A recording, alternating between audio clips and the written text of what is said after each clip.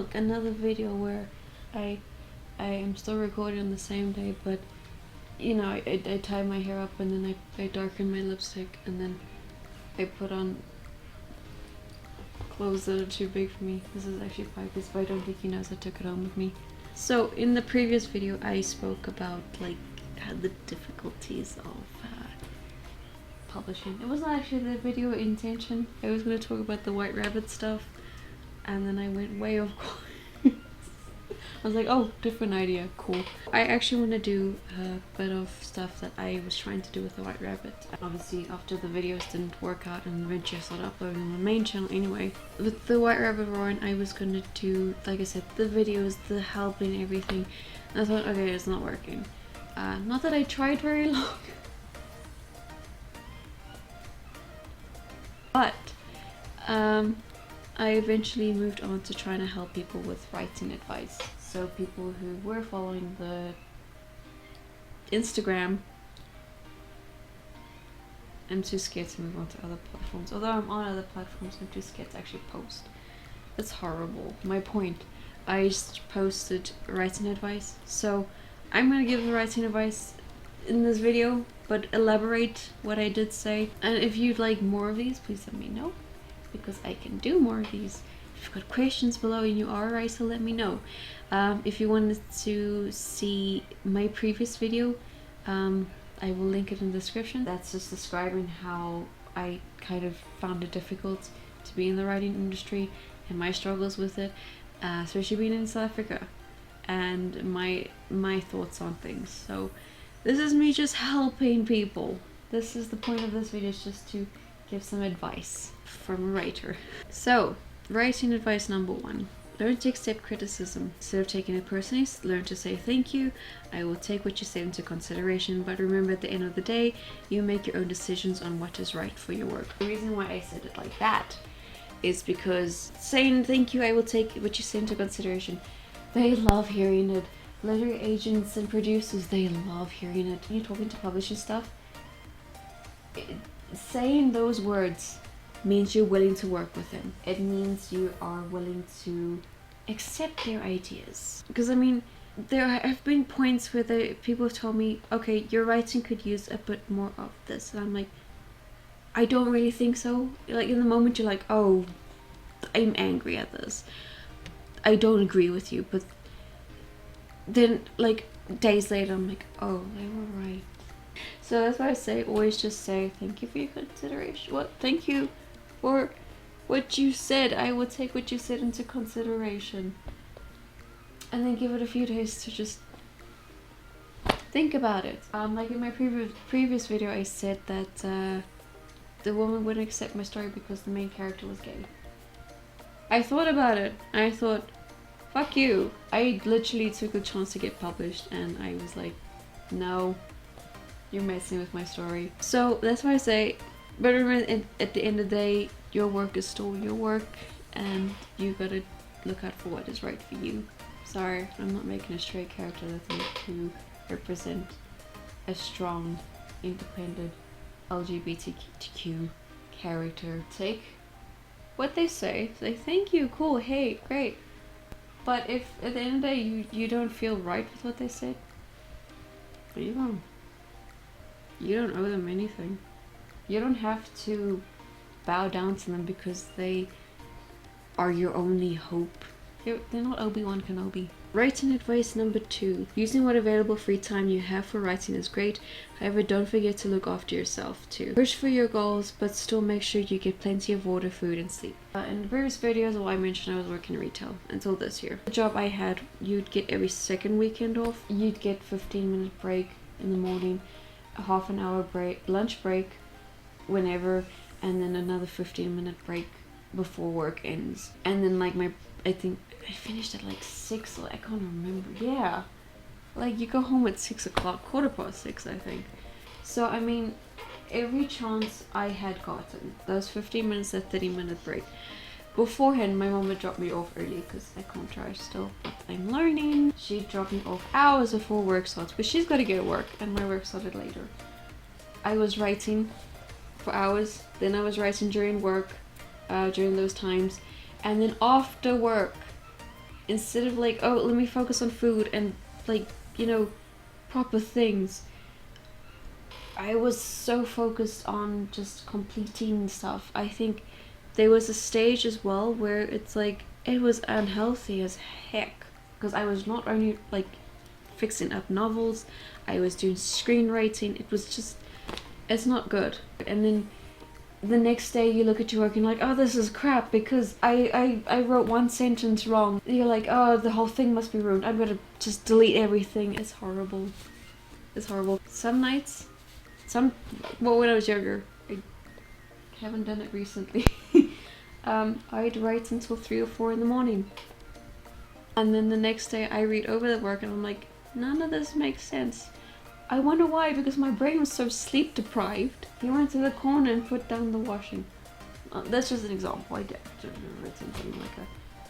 He walked to the corner and put down the washing. I'm like, where did the washing come from? No, please. Get your sleep.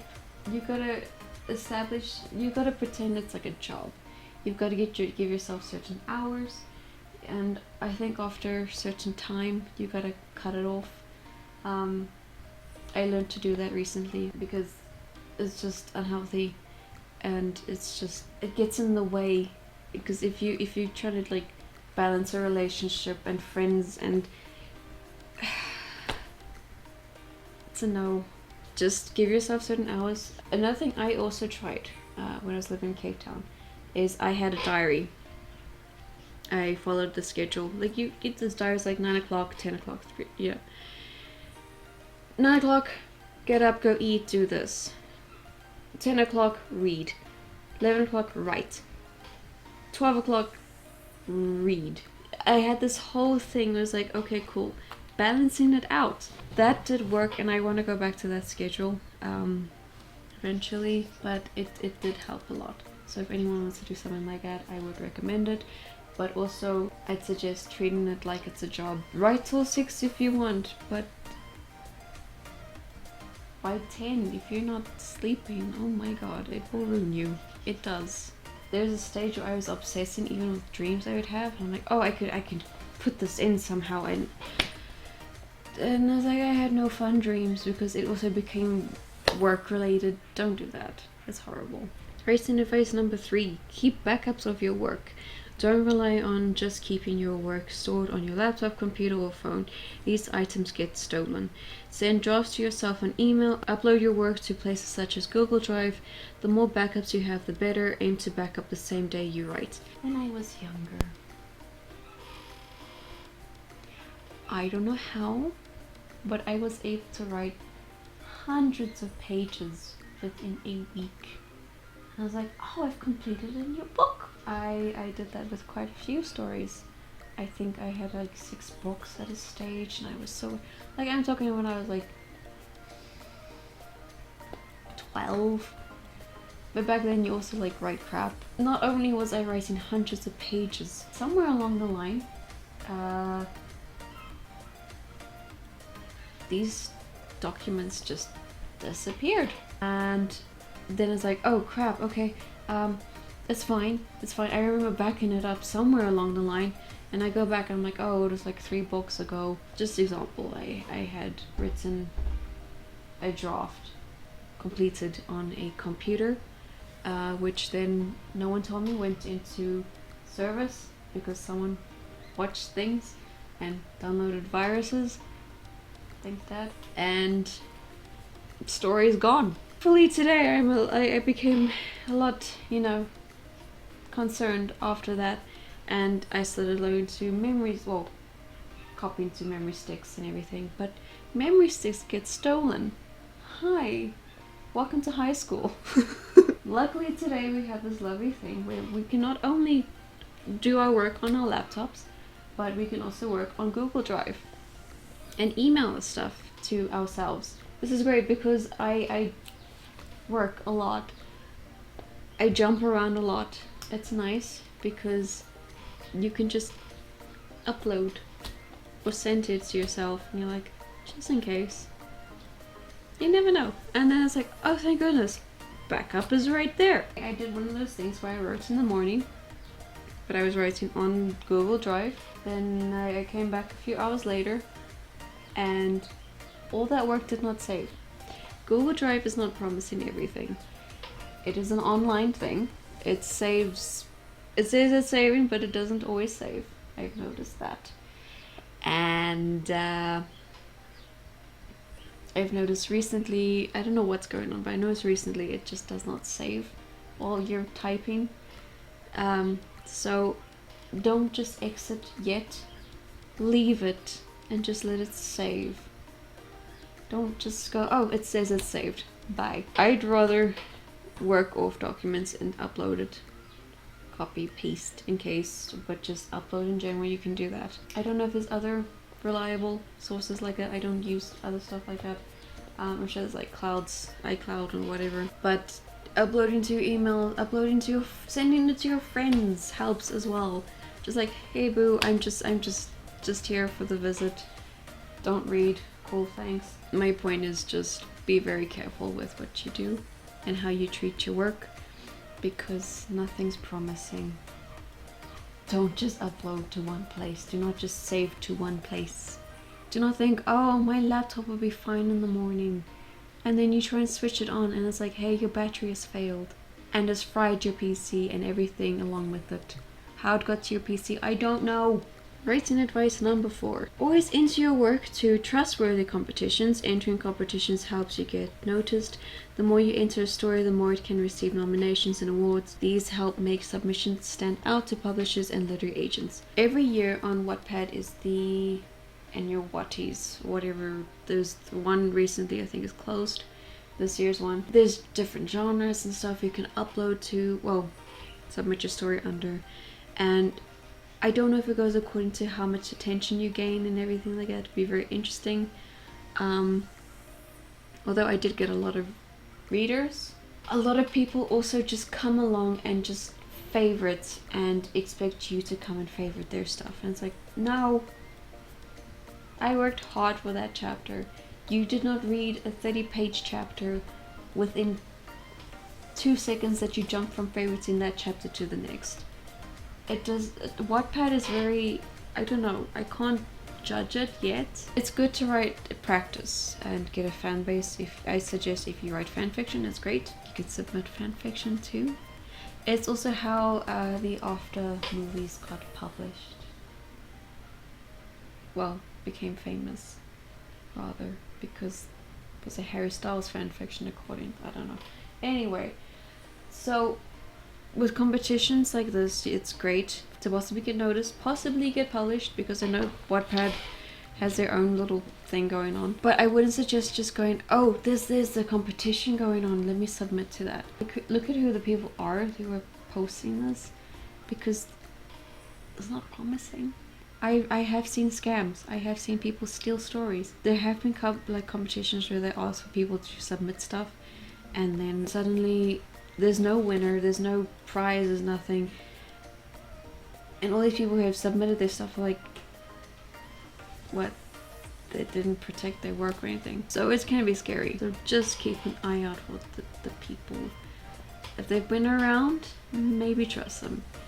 But look into them. Always do your research on these people. But in another instance with something I did, I turned my novel into a script, technically a series.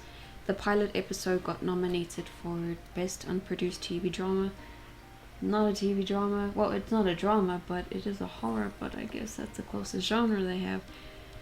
But it was a luck. Like, it was just me pushing my luck. And now, hey, it's got some recognition and I can put it behind that. Writing advice number 5. A fellow writer or person who loves reading should be your best friend. Having another writer by your side ensures that you can both look after each other by reading each other's stories and help with editing. Avid reader can also help you just as much. Ryan reads and edits all my stuff. Just helps, especially someone who loves reading. You do not understand the things they pick up on and you're like, oh, that makes sense. Thank you. That was my 3 a.m. brain talking. Thank you so much. And they're like, cool fam, I've got you, don't worry. The power of people who read, it's just, it helps. If you don't read yourself, I would suggest picking up more books, reading. because you learn things and you're suddenly you write and you're like, I did not know that word until like yesterday, but this works here. Even the people reading, they're like, hey, wouldn't this sound a bit better? And you're like, oh my gosh, thank you. So have your friends. Make sure you have friends like this. If you do not, there are, I wouldn't say people online, that's gonna sound suspicious and you might get people who might steal your work. But have a buddy system somehow. Find one. I wish I could give more help on that, but you know, if you don't have friends that don't read, it's a bit difficult. There are people, professional editors, who also read stuff, so, but they charge a lot. I know a lot of editors charge per word. That can suck. I'd suggest maybe finding something that works best for you. And the last advice, because it doesn't seem like it, like I posted, this was 10 weeks ago, wow. Writing advice number 6. A letter agent is important. They are the ones who make sure you get the best offer available. With the help of a letter agent, they will make sure that you will get published, as they get a percentage out of the cut too. No letter agent should ever ask you to pay beforehand. Learn how to query agents and make sure your work is prepared for them. In my previous video, I gave an example of why I don't really, I wouldn't say trust, but like letter agents as much as I did, because yes, they get paid, they get a percentage of the cut out of your work, so they make sure you get published. They have to, it's their job. Without you, they do not get money. So what I would suggest, if you are able to go to conventions where you're able to talk to letter agents, great. Make sure you can talk to them. I know you can befriend quite a lot of letter agents online and talk to them through that, and they go, oh, we spoke, yes, I know, I agreed with your work and everything. People have had luck like that.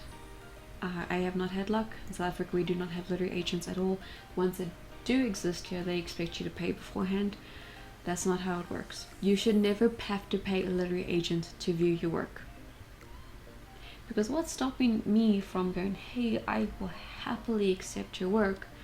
Let me just read it and everything, but pay this amount. Oh no, sorry, I don't like it, but thanks for the money.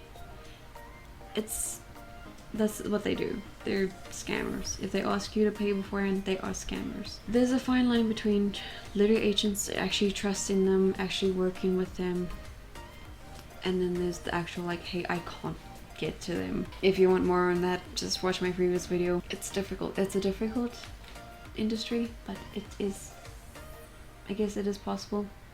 There are people who are able to get published. Sometimes the weirdest books get published and I'm like, how?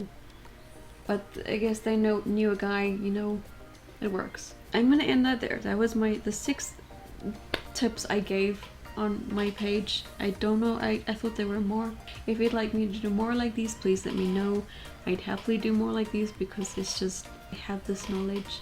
Please use my knowledge, I beg of you. I don't know what this was. I tend to do it lately and it's very scary. But if you like this video, please give it a thumbs up. If you'd like to see more of it, please let me know. If you are a writer, please let me know where you're from. We built a community. I'm gonna end there and I hope you guys have an awesome day.